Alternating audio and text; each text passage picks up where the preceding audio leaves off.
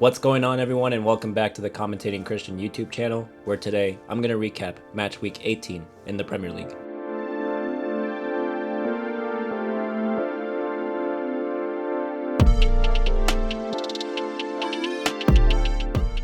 Now this is the Premier League recap for match week 18. Unfortunately, I was not able to put out a video for match week 17 last week. Forgive me guys, it is the holidays. I was spending a lot of time with my family. I hope you guys were as well, but without further ado, let's get back to the Premier League recap. As you guys know by now, or if you're new to the channel, basically I break down the Premier League into 3 different categories. We start off with the mid-card, then move on to other smaller results, right before we talk about the main event. So kicking off in the mid-card, where Man United finally got back on the win column with a 1-0 win over Newcastle United. Now, interestingly enough, this is the first time that Man United has played a Premier League game without their club captain, Bruno Fernandes, all season long. This is also the first injury that Bruno Fernandes has sustained since May of last year, and before that, he only missed a game back in 2022 due to illness. Safe to say, Bruno Fernandes is ever-present in Manchester United and rarely ever misses a game. Now, in Fernandes' absence, Manuel Ugarte stepped in and actually put in a pretty good performance, completing 6 tackles, 6 interceptions, and a 73% pass accuracy. Now, in this game, Patrick Dorgu did get the opening goal in the 63rd minute for the Red Devils, and it was off a beautiful volley from the clearance from Nick Voltemada. Now, this would be the only goal in an otherwise pretty dull fixture that did end up 1-0 in favor of Man United, where they picked up all 3 points. Now, with this win, United climbed to 6th place, and Newcastle United remain in 14th. Moving on, as Manchester City beat Nottingham Forest 2-1. Now, before this game, Manchester City had won their previous 3 Premier League fixtures with all 3-0 results, but that streak ends here, as once again this was 2-1 in favor of the citizens. Now, no goals for the Premier League's top goal scorer Erling Haaland in this one. Instead, the goals came from Ryan Cherki and Tijani Reinders, the 2 big summer signings in midfield for Pep Guardiola.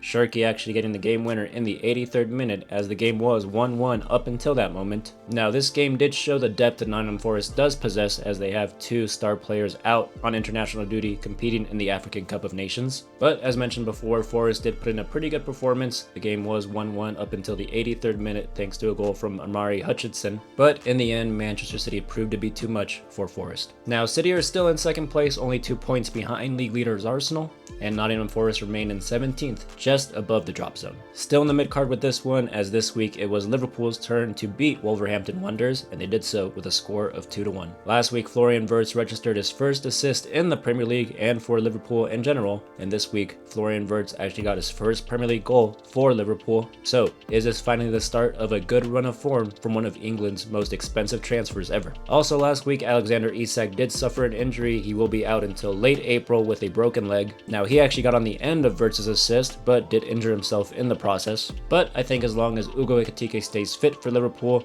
they shouldn't have any problems in front of goal.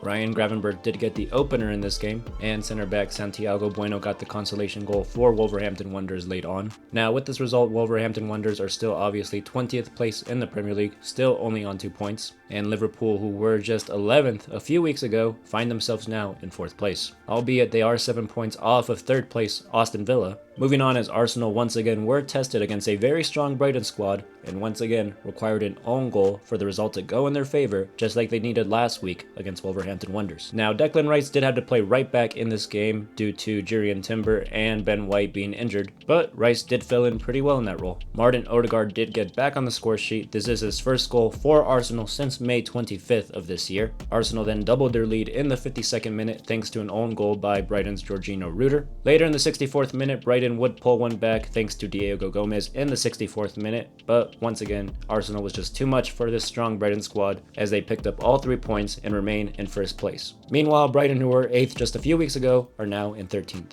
Needless to say, Arsenal is definitely showing cracks. Can they hang on to that 1st place position as the weeks progress? Final result in the mid-card before we move on to other smaller results, as Tottenham Hotspurs picked up a 1-0 victory over Crystal Palace. 19-year-old Archie Gray did pick up his first ever goal for Tottenham Hotspurs in the 42nd minute, as he did break the deadlock. Richarlison did score a couple goals that were later deemed offside by VAR, so Spurs were able to hang on to the 1 goal for all 3 points. Now, give credit where credit is due. Both Spurs and Palace had to play this match without 8 players. Each team had some key players out due to either injury, suspension, or representing their nation in the African Cup of Nations, but both teams did show how truly deep they are. Now Spurs do climb to 11th in the table thanks to this result, and now Crystal Palace, who were in the top 5 just a few weeks ago, find themselves now in 9th place. So that was the mid-card bulk of the video. We're now going to move on to other smaller results right before we talk about the main event for the week. Fulham beat West Ham United 1-0 thanks to a goal from Raul Jimenez. Now this goal did come late on from the Mexican striker as he scored in the 85th minute. Jimenez now with back-to-back goal winners for Fulham as he scored from the spot last week to give Fulham all 3 points.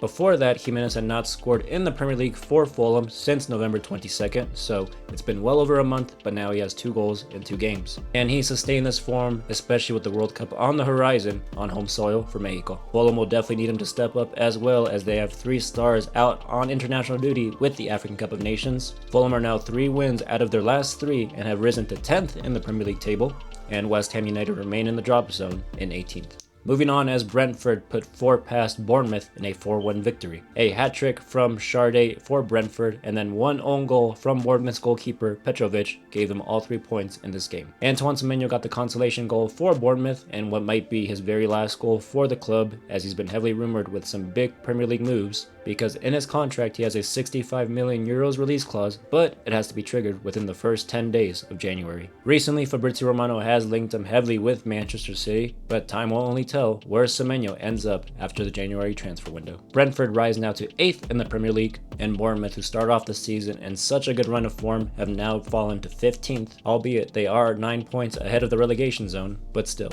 what a fall from grace for the Red Cherries. Moving on to a couple of draws now in the mid-card, as Everton and Burnley drew 0-0. For Burnley in particular, this was their 2nd consecutive draw, as they drew last week against Bournemouth as well, and this is also their 8th week in a row without getting a win. So needless to say, Bournemouth are still comfortably in the relegation zone in 19th, meanwhile Everton sit in 12th. Sunderland and Leeds United also shared points in a 1-1 draw this past weekend. Now this was a game that many thought would be a 6-point scrap to avoid relegation this season. These are 2 teams currently out of the relegation zone, but in the case of Leeds United, albeit they are only 7 points above the drop zone. And obviously we all know the type of season Sunderland has been having. Simon Adringa opened the scoring in the 28th minute for the Black Cats, a strike that perhaps Ivory Coast is missing out on after not being selected for the African Cup of Nations this time around. But then the inevitable happened in the 47th minute as Dominic Calvert-Lewin scored to tie games up. Now we gotta have a quick conversation about DCL's recent resurgence. That's his 8th goal now in the Premier League so far this season. He's actually now 4th in the Premier League's top goal scoring charts, and has scored in 6 consecutive appearances for Leeds United, scoring 7 in his last 6. What a run of form Dominic Calvert-Lewin is on, and if you're a betting man, I would definitely put money down on him scoring against Liverpool on Thursday night. With this draw, Sunderland remain in 7th place, and Leeds are in 16th place, 2 points above Forest in 17th, and 7 points clear of the drop zone. So, all things considered, things are going pretty well for Leeds United. Alright, we've been through the mid-card, we've now been through other smaller results. Let's move on to the main event, as Aston Villa extend their win streak to 11 games in all competitions, thanks to their number 11, Ollie Watkins. Villa did pick up an impressive 2-1 victory coming from behind to beat Maresca's men Chelsea. Now Chelsea did draw first blood in the 37th minute thanks to a strike from João Pedro. They also maintained control for most of the game up until the halftime, where Ollie Watkins was subbed on and changed the entire game. Watkins equalized for Villa in the 63rd minute. Now this was a lucky deflection from Sanchez, but Watkins did all the hard work to get the goal. Then in the 84th minute, Watkins would score off a corner kick that was the game winner. Now, it's got to be said, Watkins did create the chance that conceded the corner kick and then headed home the goal, assisted by Yuri Tillemans. Last week, it was Morgan Rogers that bagged a brace to get victory over Manchester United. 3 weeks ago, Rogers scored yet another brace to get a victory over West Ham United. And this week, against Chelsea, up stepped Ollie Watkins to score a brace.